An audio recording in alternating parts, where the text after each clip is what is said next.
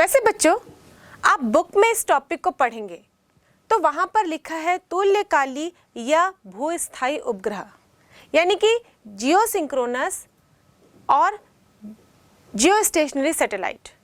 तो हम लोग ये सोचते हैं कि जियोस्टेशनरी और जियोसिंक्रोनस सैटेलाइट दोनों एक ही हैं। हालांकि दोनों का बेसिक प्रिंसिपल एक है, इसलिए दोनों को एक ही टॉपिक के अंदर दिया गया है। जिस प्रकार अभी हमने इस जियोस्टेशनरी सैटेलाइट के बारे में जाना, यानी भूस्थायी उपग्रह के बारे में जाना कि इसका परिक्रमण काल पृथ्वी के चारों ओर 24 घंटे का होता है।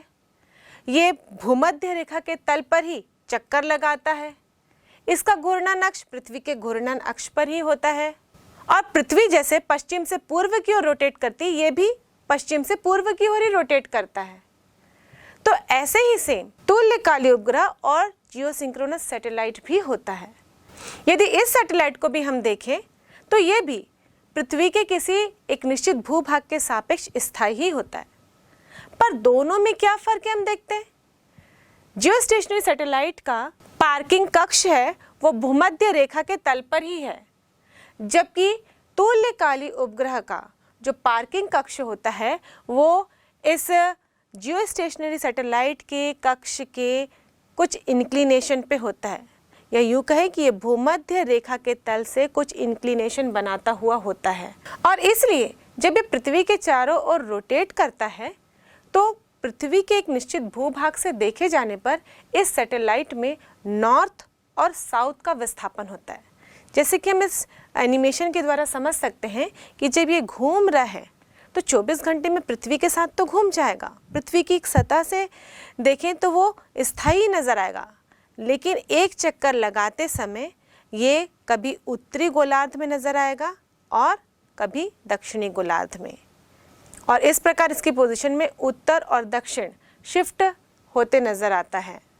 पर यदि इसकी एक परिक्रमा हम देखें, यानी 24 घंटे में हम देखें, तो जिस समय में ये जिस स्थान पर प्रतीत हो रहा था, अगले दिन भी उस समय पे ये उसी स्थान पर उसी ही लैटिट्यूड पर होगा।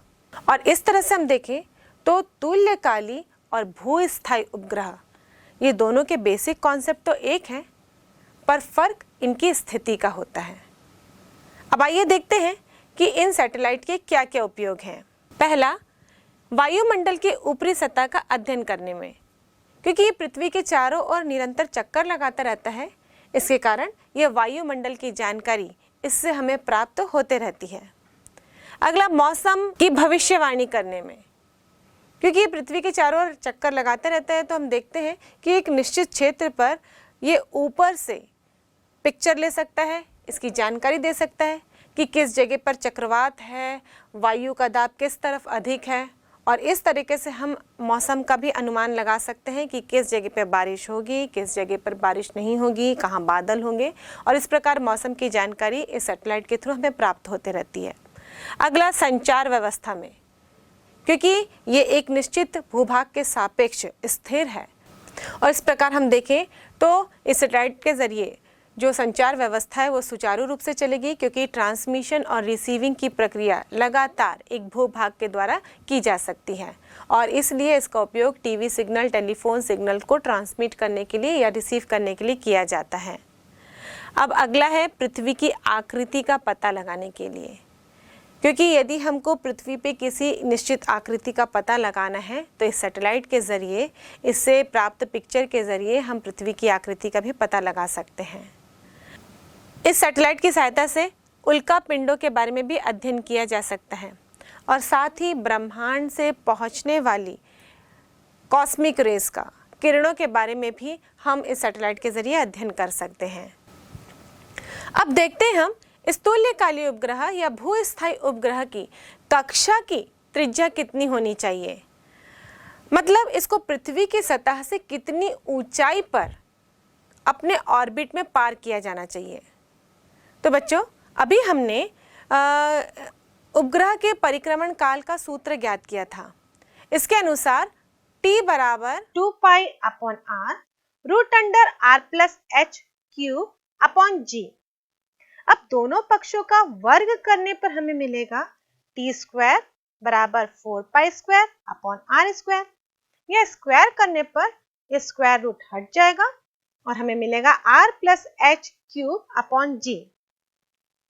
यहां से हम r प्लस एच क्यूब बराबर लिख सकते हैं t square r square g upon 4 pi square.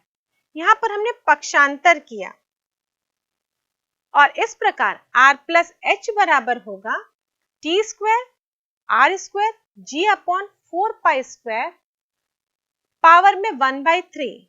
यहाँ पर हमने दोनों पक्षों का घनमूल लिया है यानी कि क्यूब रूट। अब यहां से h बराबर हमें प्राप्त होगा t square r square g upon 4 pi square power में 1/3 माइनस आर।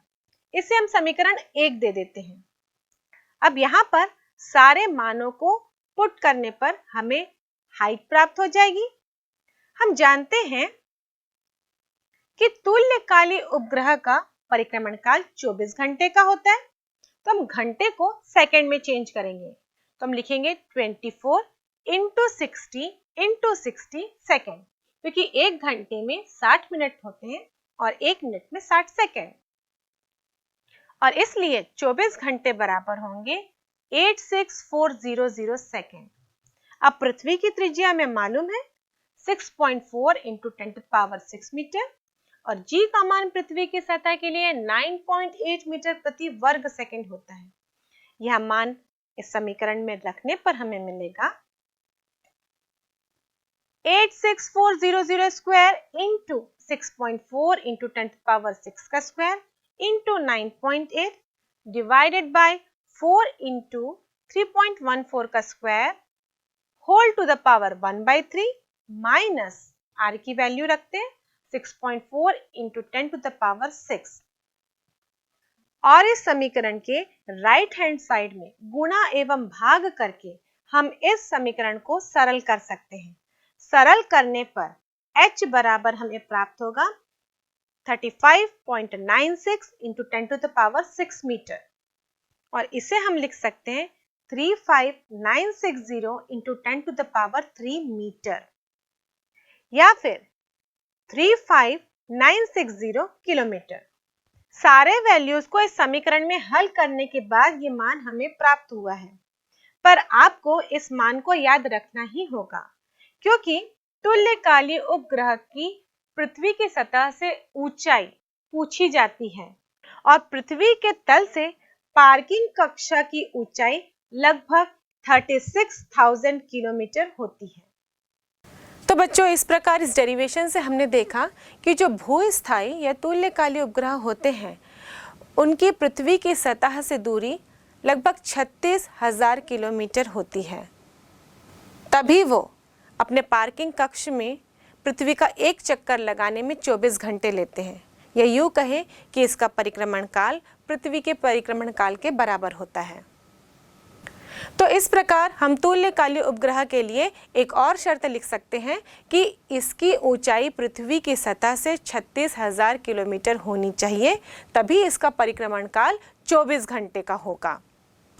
अब हम एक ऐसा सैटेलाइट लें जिसका घूर्णन तल इस भूमध्य रेखा के तल के लंबवत हो, तो हम देखेंगे कि ये सैटेलाइट गति करते हुए पृथ्वी के दोनों ध्रुवों से गुजरता हुआ पृथ्वी की परिक्रमा करेगा, और इसीलिए इस प्रकार के सैटेलाइट को हम पोलर सैटेलाइट या ध्रुवीय उपग्रह के नाम से जानते हैं। अब बच्चों, ध्रुवीय उपग्रह की पृथ्वी की सतह से ऊंचाई 400 से 800 किलोमीटर के बीच में होती है, और जब हमने जियोसिंक्रोनस और जियोस्टेशनरी सैटेलाइट्स के बारे में पढ़ा तो हमने देखा कि यदि इसकी पृथ्वी की सतह से ऊंचाई 36,000 किलोमीटर हो तो ये 24 घंटे में एक चक्कर लगाता है, और यहाँ इसकी पृथ्वी की सतह से ऊंचाई 400 से 800 किलोमीटर है। इसका मतलब ये है कि 24 घंटे में पृथ्वी के कई चक्कर लगा लेगी।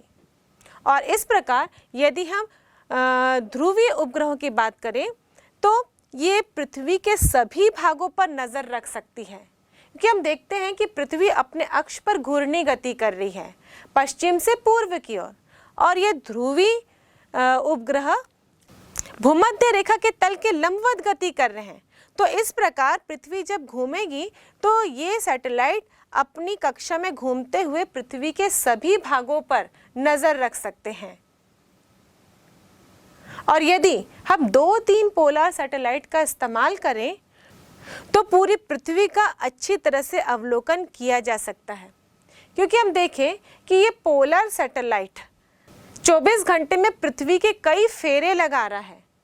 इसका मतलब हम एक स्थान की जानकारी दिन के अलग अलग समय पर प्राप्त कर सकते हैं। और इस प्रकार यदि हम पोलर सैटेलाइट की उपयोगिता देखें तो इसका उपयोग मिलिट्री में जासूसी करने के लिए भी किया जा सकता है। शत्रुओं पर नज़र रखने के लिए हम पोलर सैटेलाइट का इस्तेमाल करते हैं। साथ ही अवांछित भूमि के नक्शे बनाने में भी इन पोलर सैटेलाइट का इस्तेमाल किया जाता है। प्रदूषण के स्रोत कहाँ कहाँ पर हैं, कौन कौन से स्रोत हैं, इसका भी अध्ययन हम पोलर सैटेलाइट के जरिए ही करते हैं। साथ ही इन सैटेलाइट की सहायता से हम अकालग्रस्त क्षेत्रों का पता लगा सकते हैं। भूजल सर्वेक्षण के लिए भी पोलर सैटेलाइट का इस्तेमाल किया जाता है। और इस प्रकार पूरी पृथ्वी की जानकारी प्राप्त करने के लिए पोलर सैटेलाइट का इस्तेमाल किया जाता है।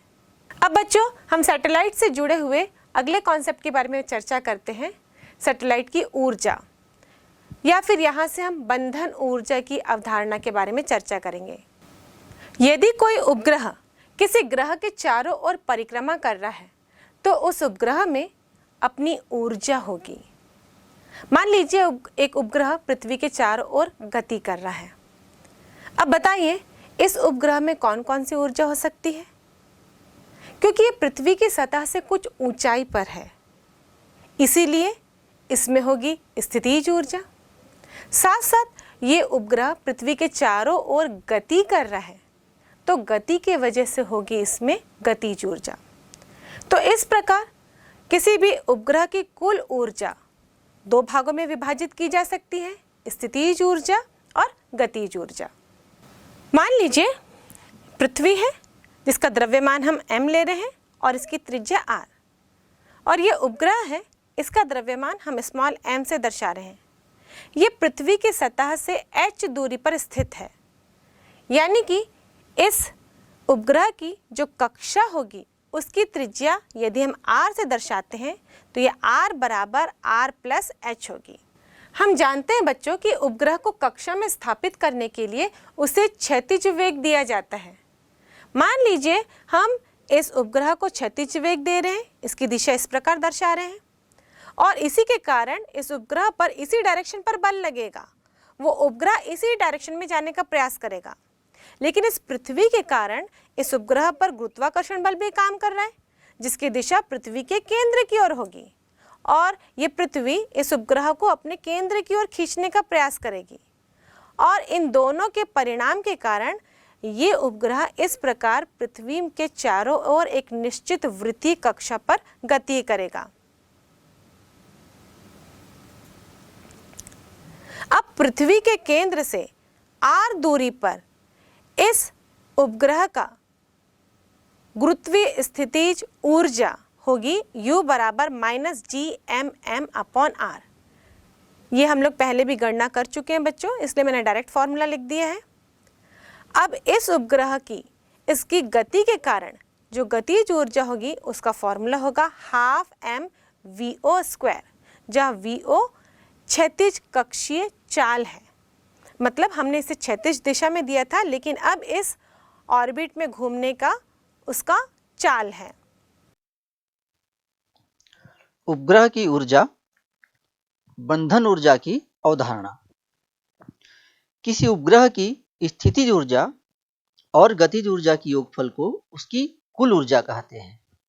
मान लो यदि पृथ्वी का द्रव्यमान m, उसकी त्रिज्या r और उसके चारों ओर एक स्मॉल m द्रव्यमान का एक उपग्रह r त्रिज्या के वृत्तीय मार्ग में परिभ्रमण करता है, तब उपग्रह की स्थितिज ऊर्जा हो जाएगी U बराबर -Gmm।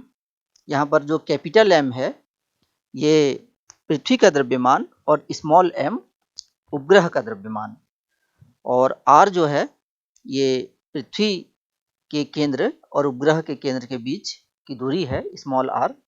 तो स्थितिज ऊर्जा हो जाएगी U बराबर -m capital G m capital M into small m by r। ये सूत्र हो जाएगा। ध्यान रखिए यहाँ जो उपग्रह की स्थितिज ऊर्जा का जो सूत्र है यह ऋणात्मक है, क्योंकि जो उपग्रह की स्थितिज ऊर्जा होती है वह ऋणात्मक ही होती है। इसीलिए ऋणात्मक होती है कि जब उसमें हम उतनी ही ऊर्जा दें, मतलब कि अगर इसे हम प्लस Gmm/r एनर्जी दें तो इसकी कुल ऊर्जा हो जाएगी 0, प्लस माइनस 0 हो जाएगा, और ये जो उपग्रह है वो अंतरिक्ष में चले जाएगा। तो उपग्रह की स्थिति ऊर्जा हमेशा माइनस में होती है, ये याद रखना है। अब हम मान लेते हैं कि उपग्रह का कक्षीय वेग भी 0 है, तो उसकी गतिज ऊर्जा हो जाएगी। गतिज ऊर्जा का जो सूत्र है 1/2 mv², उसी सूत्र के हिसाब से उपग्रह की जो गतिज ऊर्जा हो जाएगी वो हो जाएगी कैपिटल K बराबर 1/2 उपग्रह का द्रव्यमान m गुणित स्मॉल v 0 स्क्वायर। यहाँ पर जो कक्षीय वेग भी 0 है उसका मान हो जाएगा, हमें पता है उसका मान होता है v0 बराबर √Gm/r प्लस h। g जो है सार्वत्रिक गुरुत्वीय नियतांक, m जो है कैपिटल M जो है वो पृथ्वी का द्रव्यमान, r जो है वो पृथ्वी का त्रिज्या, तथा h जो है पृथ्वी की सतह से उपग्रह तक की दूरी। तो r प्लस h को कैपिटल R और प्लस स्मॉल h जो है नीचे में, उसके बदले हम स्मॉल r ले लेते हैं, तो हमारे पास आ जाएगा √Gm/r। इस सूत्र को हम v0 की जगह रखेंगे, तो v0 का स्क्वायर है तो √Gm/r का स्क्वायर होगा, तो आ जाएगा Gm/r। तो इस तरह से जो गतिज ऊर्जा होगी वो हो जाएगी K बराबर 1/2 Gmm/r। तो ये उपग्रह की गतिज ऊर्जा हो गई, और उपग्रह की स्थितिज ऊर्जा हमें पता है U बराबर -Gmm/r। तो उपग्रह की कुल ऊर्जा जो होगी वो स्थितिज ऊर्जा और गतिज ऊर्जा दोनों का योग होगी, तो कुल ऊर्जा हो जाएगी जिसे हम E से प्रदर्शित करेंगे। तो E बराबर U धन K बराबर -Gmm/r प्लस 1/2 Gmm/r। इन दोनों को जो है जब हल करेंगे तो हमें प्राप्त होगा E बराबर -Gmm/2r। यदि पृथ्वी की सतह से उपग्रह की ऊंचाई h हो तो हम स्मॉल r को capital R plus small h के फॉर्म में लिख सकते हैं। तो कुल ऊर्जा हो जाएगी E बराबर -Gmm/2 इंटू स्मॉल r के बदले हम क्या लिखेंगे ब्रैकेट में r प्लस h। तो इस तरह से उपग्रह की कुल ऊर्जा हो जाएगी E बराबर -Gmm/2 into r plus h।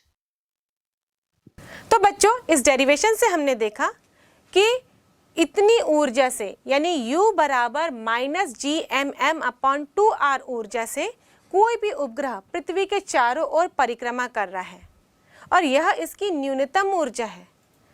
यदि हमें किसी भी उपग्रह को अंतरिक्ष में भेजना हो, अंतरिक्ष में किसी भी वस्तु की या यूं कहे उपग्रह की ऊर्जा कितनी होती है? 0। ये हम लोग पहले भी कैलकुलेट कर चुके हैं।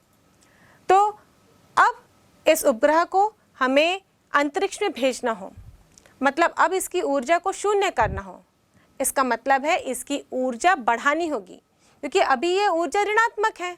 0 करना है, इसका मतलब इसकी ऊर्जा को बढ़ाना होगा, और जब हम इसकी ऊर्जा को बढ़ाएंगे यानी ऊर्जा 0 हो जाएगी, इसका मतलब ये उपग्रह अब अपनी कक्षा से हटकर अंतरिक्ष में पलायन कर जाएगा। और अभी इसकी ऊर्जा कितनी है? -Gmm/2r। यदि इसे मैं धनात्मक Gmm/2r ऊर्जा दे दूं, इन दोनों ऊर्जा का योग कितना हो जाएगा? 0। मतलब अब यहाँ पर इसकी नेट ऊर्जा हो जाएगी 0।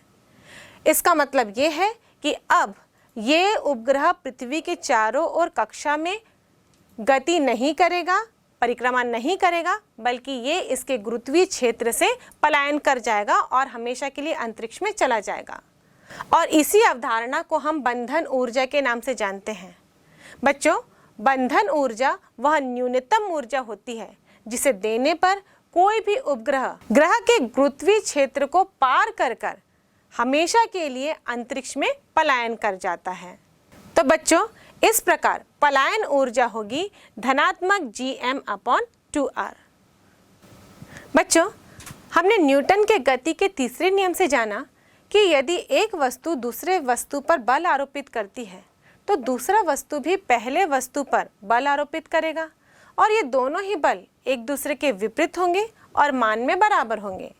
वैसे ही यदि कोई व्यक्ति किसी तल पर खड़ा है तो वो तल पर एक बल लगा रहा है, फलस्वरूप उस तल के द्वारा भी उस व्यक्ति पर एक बल लगाया जाएगा और इसे हम प्रतिक्रिया बल कहते हैं, क्योंकि ये उस बल की ही प्रतिक्रिया होती है। एक्शन के अपोजिट रिएक्शन होता है और ये बराबर तथा विपरीत होती है according to Newton's third law of motion.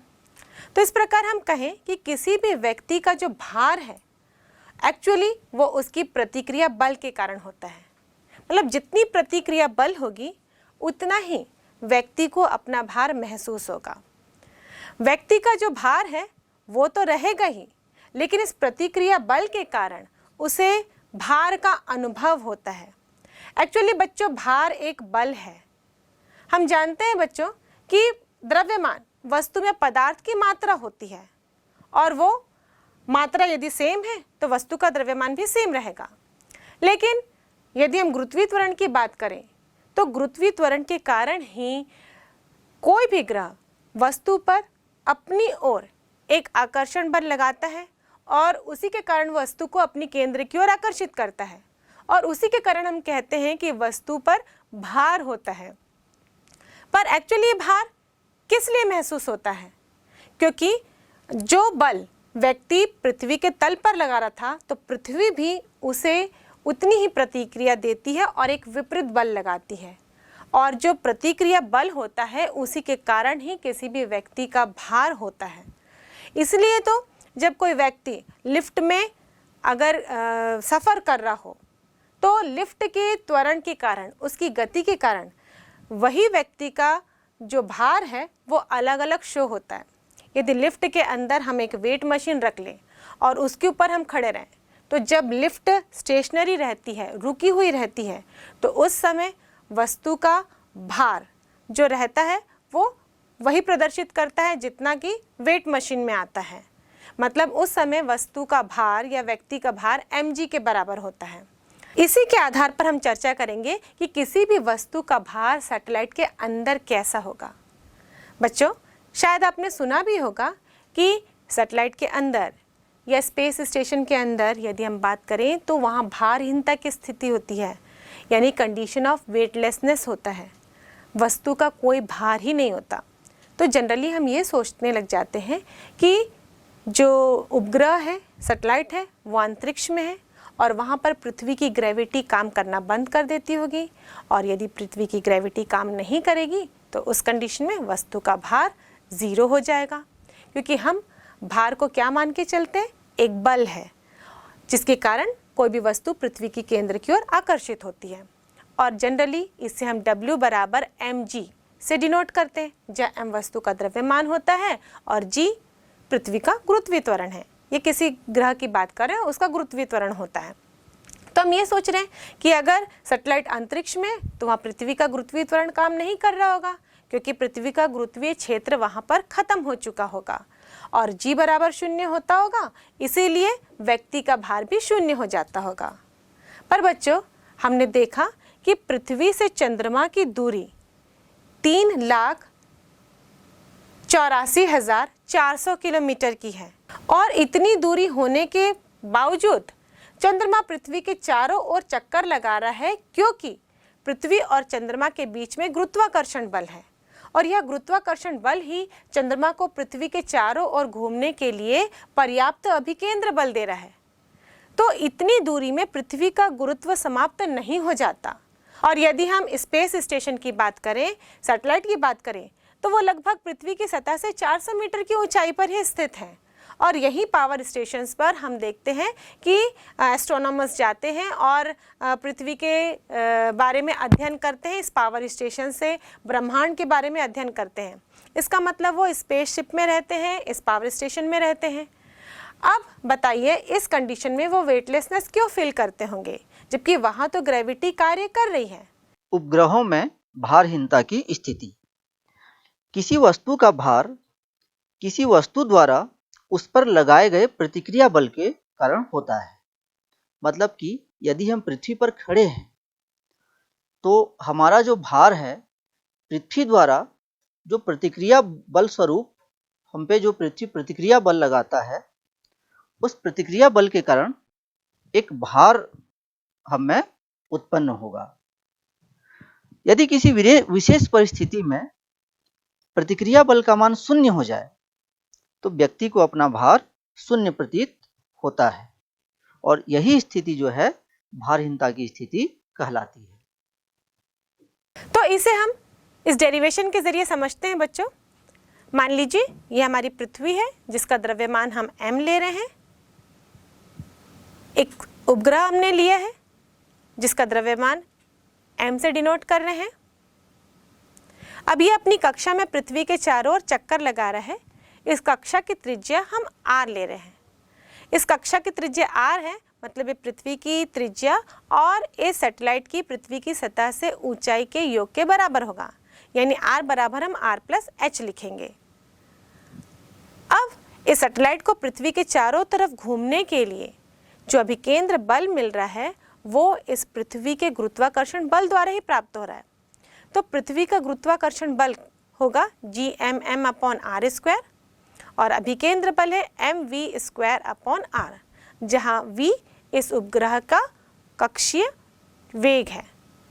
तो अब इन दोनों को बराबर कर देंगे हम, क्योंकि अभिकेंद्र बल गुरुत्वाकर्षण बल से ही मिल रहा है। अब यहाँ से हम देखें तो v स्क्वायर अपॉन r बराबर हो जाएगा gm अपॉन r स्क्वायर। बच्चों इसको हम समीकरण 1 दे देते हैं क्योंकि इसको हम आगे यूज़ करने वाले हैं। अब मान लीजिए इसी सैटेलाइट के अंदर एक व्यक्ति है जिसका द्रव्यमान m डैश है। अब इस m डैश पर भी पृथ्वी का गुरुत्वाकर्षण बल कार्य करेगा, जिसे हम gm dash upon r square से डिनोट करेंगे। और इसी बल के कारण इस व्यक्ति को उपग्रह के तल से एक प्रतिक्रिया बल प्राप्त होगा। इस प्रतिक्रिया बल को हम r से दर्शाएंगे और इसकी दिशा इस गुरुत्वाकर्षण बल के जस्ट विपरीत होगी। इस प्रकार इस व्यक्ति पर जो नेट बल होगा इसे हम लिख सकते हैं gmm dash upon r square minus r। और यह नेट बल ही इस व्यक्ति को पृथ्वी के चारों ओर परिक्रमा करने के लिए अभिकेंद्र बल दे रहा है। तो इस प्रकार हम लिख सकते हैं नेट बल बराबर अभिकेंद्र बल। तो हम लिखेंगे gmm dash upon r square minus r बराबर m dash v square upon r। बच्चों यहाँ पर जितने वेग से सैटेलाइट मूव कर रहा है उतनी वेग से इसके अंदर की वस्तु या व्यक्ति भी मूव कर रहा है। तो इन दोनों का हमने वेग एक ही लिया है, समान वेग ही लिया है। एक्चुअली इस सैटेलाइट के अंदर जो व्यक्ति है या वस्तु है वो हिलती डुलती अवस्था में हो सकते हैं, उनका अपना वेग भी हो सकता है, लेकिन सैटेलाइट की तुलना में हम लोग उसको नगण्य मान रहे हैं। जैसे बच्चों हम अपनी ही बात करें कि हम पृथ्वी की सतह पर स्थिर नहीं है, हम भी गति कर रहे हैं, एक स्थान से दूसरे स्थान पर जा रहे हैं। लेकिन यदि पृथ्वी के बाहर से अध्ययन किया जाए हमारी गति का, तो हमारी गति उतनी ही मान ली जाएगी कि जितनी पृथ्वी की गति हो। यानी कि हम भी 365 दिन में एक चक्कर लगा रहे हैं सूर्य के चारों ओर, जबकि हमारी भी अपनी गति होती है लेकिन उसको हम नगण्य कर देते हैं। वैसे ही सैटेलाइट के अंदर इस व्यक्ति की भी अपनी गति होगी, लेकिन यहाँ पर हम उसको नगण्य मानते हुए इस व्यक्ति की जो चाल है या वेग है ग्रह के चारों ओर परिक्रमा करने में, वो उस सैटेलाइट के वेग के बराबर ही ले लेंगे। और इसलिए हमने यहाँ पे लिखा m dash v square upon r।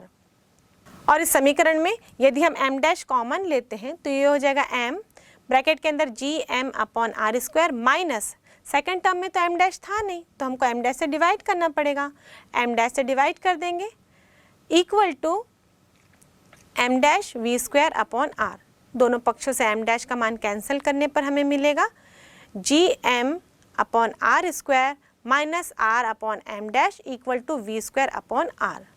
अब इस समीकरण से देखें, समीकरण पहले से यहाँ पर वी स्क्वायर अपॉन r का मान है gm अपॉन r स्क्वायर, और इस प्रकार हम देखें इस समीकरण को सरल करने पर हमें मिलेगा gm upon r square minus gm upon r square बराबर r अपॉन m डैश। और इस समीकरण से यदि हम देखते हैं तो m डैश का मान तो ज़ीरो है नहीं, इसका मतलब r बराबर ज़ीरो होगा।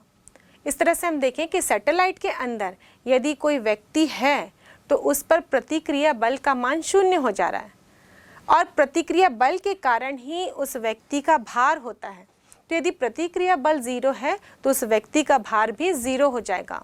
इसलिए जितने भी एस्ट्रोनॉमर्स स्पेसशिप में ट्रैवल करते हैं, स्पेस स्टेशन में रहते हैं, वो भारहीनता की कंडीशन को महसूस करते हैं, और जब भारहीनता की कंडीशन हो जाती है तो वो हमारी तरह सतह पर खड़े नहीं हो सकते।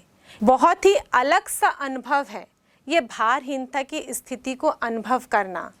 हम चाह के भी सीधे नहीं खड़े हो सकते, क्योंकि हम सीधे खड़े हैं क्योंकि हमें एक प्रतिक्रिया बल प्राप्त हो रही है, हमारा एक भार है। लेकिन जब प्रतिक्रिया बल नहीं होती तो हम सीधे खड़े नहीं हो पाते, बल्कि सिकुड़ जाते हैं। ऐसे ही यदि हम किसी रस्सी में किसी वस्तु को बांध दें तो यहाँ पर अगर पृथ्वी में बात करें तो वो नीचे की ओर लटकता है क्योंकि उसका भार होता है। लेकिन अंतरिक्ष में ऐसे ही किसी भी रस्सी में कोई वस्तु को बांध के लटकाया जाए तो उसमें कभी भी तनाव उत्पन्न नहीं होगा, वो तैरते रहेगी। और इस प्रकार अंतरिक्ष में सारी वस्तुएं तैरती रहती हैं, इसलिए उन सभी वस्तुओं को बांध बांध कर रखा जाता है। और ऐसे ही आगे बढ़ने के लिए, मूवमेंट करने के लिए भी बहुत सारे सपोर्ट्स होते हैं, उनको पकड़ पकड़ के ही वो आगे बढ़ते हैं, एक स्थान से दूसरे स्थान पर गति करते हैं। और जिस तरह से मैं बताते जा रही हूँ आपके मन में और बहुत सारे सवाल आ रहे होंगे, जैसे क्या वो हमारी तरह सो पाते हैं? हम तो सोने के लिए बिस्तर का इस्तेमाल करते हैं और जाकर एक करवट बदलकर सो जाते हैं। लेकिन जब इंसान तैरता हुआ रहे तो उसे कोई सपोर्ट ही नहीं मिलेगा, वो किस प्रकार वहाँ पर सोता होगा। कभी हम एक साइड सोते सोते थक जाते हैं तो हम करवट बदल के दूसरी साइड कर लेते हैं। तो क्या अंतरिक्ष यात्री भी ऐसे ही करते होंगे? वो किस प्रकार अपना भोजन ग्रहण करते होंगे? क्योंकि यदि हम पानी को भी लें तो जिस प्रकार पानी यहाँ पर ग्लास में भरी हुई रहती है, क्योंकि उसका एक निश्चित भार होता है, वहाँ पर पानी की भी बात करें तो वो इस प्रकार ग्लास में भरी हुई नहीं रह सकती। यदि हम उसको ग्लास में डालने की कोशिश करें तो वो बबल्स के रूप में ऊपर आती जाती है। तो इस प्रकार बच्चों ये भारहीनता की कंडीशन बहुत ही अलग अनुभव है। तो आइए बच्चों, इन अंतरिक्ष यात्रियों के द्वारा शूट किया गया इस वीडियो को हम देखते हैं और इनके अनोखे अनुभव को हम भी महसूस करते हैं। यह वीडियो अंतरिक्ष में, स्पेसशिप में सुनीता विलियम के द्वारा फिल्माया गया है। हम यहाँ देख सकते हैं कि सुनीता विलियम्स, जो कि एक एस्ट्रोनॉट हैं, किस प्रकार अपने एक्सपीरियंस को इस वीडियो की सहायता से आपको शेयर कर रही हैं। हम देख सकते हैं कि वो यहाँ पर ठीक तरह से खड़े भी नहीं हो पा रही, उन्हें खड़े होने का कोई भी सेंसेशन नहीं है। जैसे कि हम जानते हैं कि हम पृथ्वी में इसलिए खड़े हो पाते हैं क्योंकि यहाँ पर ग्रेविटेशनल फोर्स काम करता है, और हम जानते हैं कि इस अंतरिक्ष यान के अंदर वेटलेसनेस की कंडीशन होती है, यानी कि भारहीनता की कंडीशन। इसलिए वो अपने शरीर को किसी भी डायरेक्शन में मोड़ पा रही हैं। और जैसे कि आपके मन में कई सवाल थे कि वो सोते किस प्रकार होंगे, वो चलते किस तरह से होंगे, उनकी एक्टिविटीज कैसे होंगी, इस वीडियो में हम अच्छी तरह से इस चीज को देख सकते हैं। आइए बच्चों देखते हैं कि वो बता रही हैं कि किस तरीके से वो सोते हैं। यहाँ हम देख रहे हैं कि वो ठीक से खड़े नहीं हो पा रहे हैं, इसलिए जब सोने के लिए उनका बेड दिया जाता है तो उस बेड में वो किसी भी डायरेक्शन में सोए, उन्हें कोई भी सेंसेशन नहीं होता। वो खड़े हैं या लेटे हैं, इससे कोई फर्क नहीं पड़ता। आइए उनकी ज़बानी सुनते हैं कि वो खुद बता रही है कि उन्हें कोई भी सेंसेशन नहीं होता। So I'm inside. It's sort of like a little phone booth, but it's pretty comfy. I've got a sleeping bag right here that we sleep in, so we don't have sort of like a little bit of a cover. We don't fly all over the place. But you know, you can sleep in any orientation. I have it sleeping, feeling like I'm standing up right now, but like you saw, I'm on the floor. But it doesn't matter if I turn over and I sleep upside down. I don't have any sensation in my head that tells me that I'm upside down, so it really doesn't matter. The sleep station is also like a little office. We've got a computer in here. As you can see, we've got a couple little toys. I've got some books. I've got some clothes and other things that make it sort of like home. I'm coming out. और इसलिए हम देख रहे हैं कि इस अंतरिक्ष यान में किसी भी डायरेक्शन में बेड है। बेड हमारी तरह नहीं है, बस सोने का इंतजाम किया गया है। कुछ गद्दे लगा दिए गए हैं ताकि वो आरामदायक नींद ले सके। वो उल्टा होकर भी सो सकते हैं, वो साइड डायरेक्शन में भी सो सकते हैं, वो नीचे अंदर घुसकर भी सो सकते हैं, जैसे कि हम इस वीडियो में देख रहे हैं। टोटल राउंड एक चक्कर लगाकर भी सोया जा सकता है, क्योंकि अंतरिक्ष में लेटने वाला सेंसेशन होता ही नहीं है। अब आइए हम आगे देखते हैं कि सुनीता विलियम्स बता रही हैं कि वो अंतरिक्ष यान के अंदर किस प्रकार अपने दांतों को साफ करते हैं या फिर किस प्रकार वो कंघी करते हैं। यहाँ पर हम देख रहे हैं कि एक बॉक्स नजर आ रहा है और उस बॉक्स के अंदर ब्रशिंग इंस्ट्रूमेंट रखा गया है, यानी कि टूथब्रश है और टूथपेस्ट है, जिसकी सहायता से वो अपने दांतों को क्लीन करते हैं। यहाँ हम देख रहे हैं कि वो किस प्रकार कंघी कर रही है अपने, लेकिन कंघी करने के बावजूद कोई फर्क नहीं पड़ रहा। उनके बाल आसमान में वैसे ही ऊपर की ओर लहरा रहे हैं। अब उन्होंने टूथपेस्ट निकाला, जिस प्रकार हम निकालते हैं, ब्रश को नीचे रखकर पेस्ट को ऊपर रखकर, वो इस तरह से नहीं निकाली, बल्कि ऊपर की ओर उन्होंने दबाया, क्योंकि यहाँ पर ग्रेविटी है नहीं तो टूथपेस्ट नीचे नहीं आएगा। और ये जो बैग है इसमें पानी भरा हुआ है और वो पानी को प्रेस कर कर बाहर की ओर निकाल रही है, टूथब्रश को गीला कर सके। और हम देख रहे हैं कि ये जो पानी है वो भी एक बबल के रूप में आ रहा है। ये सरफेस टेंशन की वजह से है, जो कि वाटर का या किसी भी लिक्विड का अपना एक गुण होता है, इसलिए वो बबल के रूप में आ रहा है। और ये पानी हम देख रहे हैं कि नीचे की ओर नहीं बह रहा जैसे कि पृथ्वी पर बहता है, क्योंकि यहाँ पर कोई भी ग्रेविटी नहीं है। और बड़ी आसानी से अब वो इस पानी को इस टूथ ब्रश में लेकर अब अपने दांतों को ब्रश कर रही हैं, और वो थूक भी नहीं रहे हैं, वो सीधे अंदर की ओर ले रहे हैं, क्योंकि थूकेंगे तो वो नीचे जाएगा ही नहीं, इसीलिए वो अंदर ही ले लिया। और अब देख रहे हैं कि अब अपने मुंह को क्लीन कर लिया उन्होंने टिश्यू पेपर की सहायता से।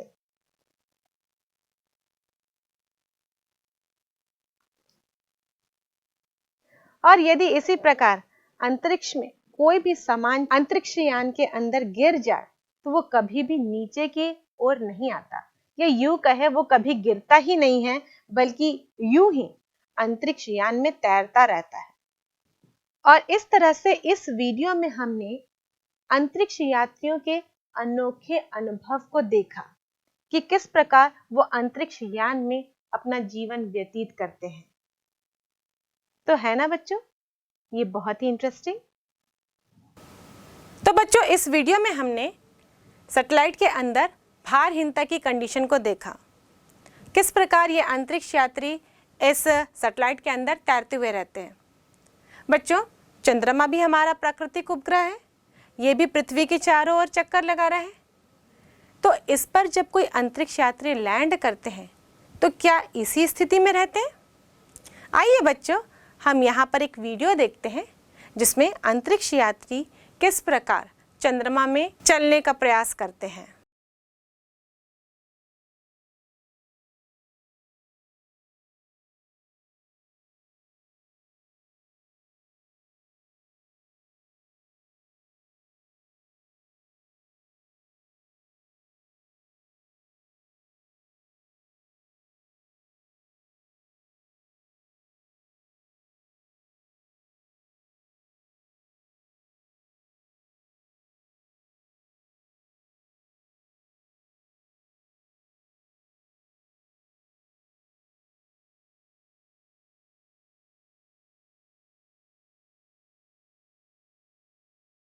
तो इस वीडियो में हमने देखा कि चंद्रमा पर जो अंतरिक्ष यात्री हैं वो गति कर पा रहे हैं। हमारी तरह बहुत आसानी से तो गति नहीं कर रहे हैं, पर फिर भी वो गति कर पा रहे हैं। पर अभी तो हमने जाना कि उपग्रह में भारहीनता की स्थिति होती है, और चंद्रमा भी आखिर पृथ्वी का एक उपग्रह ही है जो पृथ्वी के चारों ओर चक्कर लगा रहा है। तो फिर इसमें भारहीनता की स्थिति क्यों नहीं है? क्योंकि चंद्रमा पृथ्वी का प्राकृतिक उपग्रह है और चंद्रमा का द्रव्यमान अधिक है। जो उपग्रह कृत्रिम हम बनाकर भेजते हैं उसके द्रव्यमान की तुलना में चंद्रमा का द्रव्यमान अधिक है और इसीलिए इस चंद्रमा का अपना एक गुरुत्व है और इसके कारण इसमें गुरुत्वीय त्वरण भी है और इसी गुरुत्वीय त्वरण के कारण ये वस्तुओं को अपनी ओर आकर्षित करता है, यानी कि वस्तुओं को प्रतिक्रिया बल देता है और उसी प्रतिक्रिया बल के कारण ही यहाँ पर भारहीनता की स्थिति नहीं होती बल्कि वस्तु का भार होता है। और यदि पृथ्वी के गुरुत्वीय त्वरण के मान से इसे कंपेयर करें तो चंद्रमा के गुरुत्वीय त्वरण का मान पृथ्वी के गुरुत्वीय त्वरण के मान का 1/6 गुना है और इसीलिए चंद्रमा में किसी भी व्यक्ति का भार पृथ्वी के भार से 1/6 गुना हो जाएगा और इसीलिए चंद्रमा में जो अंतरिक्ष यात्री होते हैं वो हल्के महसूस करते हैं या यूँ कहें कि उन्हें प्रतिक्रिया बल कम प्राप्त होता है, इसलिए वो हमारी तरह आसानी से नहीं चल पाते बल्कि वो उचक कुचक कर चलते हैं, यानी कि वो जब चलने का प्रयास करते हैं तो ऊपर की ओर उछल जाते हैं, फिर गुरुत्वीय त्वरण के कारण फिर नीचे आते हैं और फिर उछल जाते हैं। तो इस प्रकार हम चंद्रमा पर अंतरिक्ष यात्रियों की गति देखें तो वह सामान्य ना होकर उछल उछल के होती है। तो इस प्रकार हमने उपग्रह से जुड़े हुए बहुत सारे तथ्यों को जाना। हमने कृत्रिम उपग्रह के कक्षीय चाल के बारे में जाना, उसके पलायन वेग के बारे में जाना, उसकी ऊर्जा के बारे में जाना। कृत्रिम उपग्रह के अंदर भारहीनता की स्थिति को देखा और उससे हमने हमारे नेचुरल सैटेलाइट मून से भी कंपेयर किया। और जब जब हम इन उपग्रहों के बारे में जानते हैं तो हमें इन उपग्रहों के बारे में जानने की जिज्ञासा और भी बढ़ जाती है। भारत ने भी कई कृत्रिम उपग्रहों को बनाया है और ये कृत्रिम उपग्रह अब पृथ्वी के चारों ओर एक निश्चित कक्षा में चक्कर भी लगा रहे हैं। तो आइए देखते हैं बच्चों, इन उपग्रहों का नाम क्या है, इनका निर्माण कब हुआ, ये कौन सी संस्था से लॉन्च किए गए, ऐसी कौन कौन सी संस्थाएं हैं जो कृत्रिम उपग्रह बनाती हैं। तो आइए बच्चों इसके बारे में हम चर्चा करते हैं। भारतीय कृत्रिम उपग्रहों का परिचय। कुछ प्रमुख भारतीय उपग्रह। पहला है आर्यभट्ट। भारतीय वैज्ञानिकों एवं इंजीनियरों द्वारा निर्मित प्रथम भारतीय उपग्रह आर्यभट्ट 19 अप्रैल 1975 को सोवियत रूस के प्रक्षेपण केंद्र से छोड़ा गया था। इसका नाम भारत के सुविख्यात खगोल शास्त्री एवं गणितज्ञ आर्यभट्ट के नाम पर रखा गया था। इस उपग्रह का भार लगभग 360 किलोग्राम तथा इसे पृथ्वी के निकट वृत्तीय कक्षा में 594 किलोमीटर की ऊंचाई पर स्थापित किया गया था। यह जो आर्यभट्ट उपग्रह छोड़ा गया था, इसके कुल 3 लक्ष्य थे। पहला वायु विज्ञान प्रयोग, दूसरा सौर भौतिकी प्रयोग तथा तीसरा एक्स किरण या एक्सरे खगोलिकी प्रयोग। भास्कर 1 एवं 2। भास्कर 1 उपग्रह का प्रक्षेपण 7 जून 1979 को तथा भास्कर 2 का प्रक्षेपण 20 नवंबर सन 1981 को पूर्व सोवियत संघ प्रक्षेपण केंद्र बैकानूर अंतरिक्ष केंद्र इंटरकॉस्मोस प्रक्षेपण यान द्वारा किया गया था। पृथ्वी से इनकी ऊंचाई लगभग 525 किलोमीटर थी। इनका भार लगभग 444 किलोग्राम था तथा इनका जो मुख्य उद्देश्य था वो जल विज्ञान, हिमगलन, समुद्र विज्ञान एवं वानिकी मतलब कि फॉरेस्ट्री के क्षेत्र में भू पर्यवेक्षण अनुसंधान करना था। इन उपग्रहों का नाम भारत के सुप्रसिद्ध वैज्ञानिक एवं गणितज्ञ भास्कराचार्य जी को सम्मानित करने के लिए भास्कर 1 एवं 2 रखा गया। रोहिणी RS-1। इस उपग्रह का प्रक्षेपण 10 अगस्त सन 1979 को भारत द्वारा निर्मित प्रक्षेपण यान SLV-3 द्वारा रॉकेट प्रक्षेपण केंद्र श्रीहरिकोटा आंध्र प्रदेश से किया गया था। यह एक सुदूर संवेदी उपग्रह मतलब रिमोट सेंसिंग सैटेलाइट था। बच्चों, सुदूर संवेदी उपग्रह वे होते हैं जो दूर से ही चीजों को सेंस कर लेते हैं। इनका काम जनरली अंतरिक्ष से पृथ्वी का जो मुआयना करना, भौगोलिक स्थितियों का जायजा लेना, ये सब होता है। इस उपग्रह का भार लगभग 35 किलोग्राम था। बहुत ही कम वजन का एक उपग्रह था ये। इस श्रृंखला में रोहिणी RS-2 का प्रक्षेपण 18 जुलाई 1980, रोहिणी RSD-1 का प्रक्षेपण 31 मई 1981 तथा रोहिणी RSD-2 का प्रक्षेपण 17 अप्रैल 1983 को किया गया था।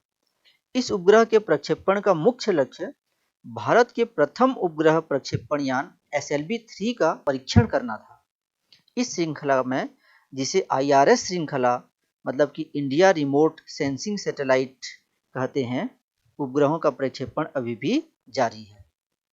एप्पल, यह भारत का पहला संचार उपग्रह था जिसे भूस्थैतिकी कक्षा में स्थापित किया गया। इस उपग्रह को 19 जून 1981 को फ्रेंच गुयाना के कोरू अंतरिक्ष प्रक्षेपण केंद्र से यूरोपीय अंतरिक्ष एजेंसी के एरियन 4 प्रक्षेपण यान द्वारा भू-स्थिर कक्षा में लगभग 36,000 किलोमीटर की ऊंचाई पर स्थापित किया गया था। बच्चों, जो भू-स्थैतिक कक्षा होता है वो एक ऐसा कक्षा होता है जहां पर पृथ्वी के किसी खास जगह के ऊपर जो उपग्रह हैं वो स्थिर रहते हैं। वो इसीलिए स्थिर रहते हैं क्योंकि पृथ्वी के घूर्णन काल जितना होता है उस उपग्रह का परिक्रमण काल भी उतना रखा जाता है। तो इस तरह से पृथ्वी के किसी विशेष जगह के ऊपर, जिस जगह के ऊपर हम रखना चाहते हैं, वो ऐसा प्रतीत होते हैं कि उस जगह के ऊपर वो स्थिर है और इसीलिए इसको भू-स्थिर उपग्रह कहा जाता है या भू-स्थिर कक्षा में स्थापित उपग्रह कहा जाता है। इस उपग्रह का उपयोग राष्ट्रीय संचार व्यवस्था को आधुनिक बनाने में किया गया। एप्पल से प्राप्त तकनीकी अनुभवों ने इनसैट श्रृंखला के निर्माण एवं विकास में महत्वपूर्ण भूमिका निभाई। इनसैट मतलब इंडियन नेशनल सैटेलाइट। इस उपग्रह श्रृंखला का प्रारंभ सन 1982 में किया गया था। इनसैट प्रणाली के प्रथम पीढ़ी में 4 उपग्रह इनसैट 1A, 1B, 1C और 1D तथा द्वितीय पीढ़ी में 5 उपग्रह INSAT 2A, 2B, 2C, 2D, 2E और तृतीय पीढ़ी में 5 उपग्रह INSAT 3A, 3B, 3C, 3D और 3E और चौथी पीढ़ी में 7 उपग्रहों के प्रक्षेपण की योजना बनाई गई है। इस प्रणाली का उपयोग लंबी दूरी के घरेलू दूरसंचार, ग्रामीण क्षेत्रों में उपग्रहों के माध्यम से सामुदायिक दूरदर्शन के सीधे राष्ट्रव्यापी प्रसारण को बेहतर बनाने, मौसम संबंधी जानकारी, वैज्ञानिक अध्ययन हेतु, भू सर्वेक्षण, सुदूर संवेदन, सूर्य और अंतरिक्ष से आने वाले विकिरणों के अध्ययन के लिए किया जाता है।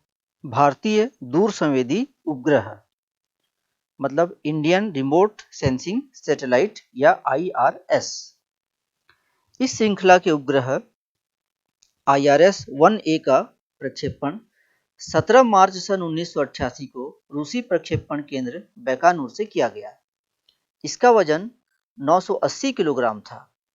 तत्पश्चात उसी प्रक्षेपण केंद्र से 19 अगस्त 1991 को IRS-1B का प्रक्षेपण किया गया था। इस उपग्रह का वजन 904 किलोग्राम था। आगे चलकर भारतीय अंतरिक्ष वैज्ञानिकों ने ध्रुवीय उपग्रह प्रक्षेपण यान मतलब कि पोलर सैटेलाइट लॉन्च व्हीकल, जिसे शॉर्ट में हम कहेंगे PSLV का निर्माण किया। इस प्रणाली का जो मुख्य उद्देश्य है वह है प्राकृतिक संसाधनों जैसे मृदा, जल, भूजल, सागर, वन इत्यादि का सर्वेक्षण तथा उनकी सतत निगरानी। इन सब के लिए दूर संवेदी तकनीक का उपयोग किया जाता है। भूस्थायी उपग्रह अर्थात जियो स्टेशनरी सैटेलाइट, जिसे कि हम शॉर्ट में कहेंगे GSAT, GSAT। भूस्थायी उपग्रहों के बारे में हम बात कर चुके हैं। तो PSLV के निर्माण के पश्चात भारतीय वैज्ञानिकों ने भूस्थायी उपग्रह प्रक्षेपण यान जियो स्टेशनरी सैटेलाइट लॉन्च व्हीकल या शॉर्ट में कहें GSLV का निर्माण करने में सफलता प्राप्त की।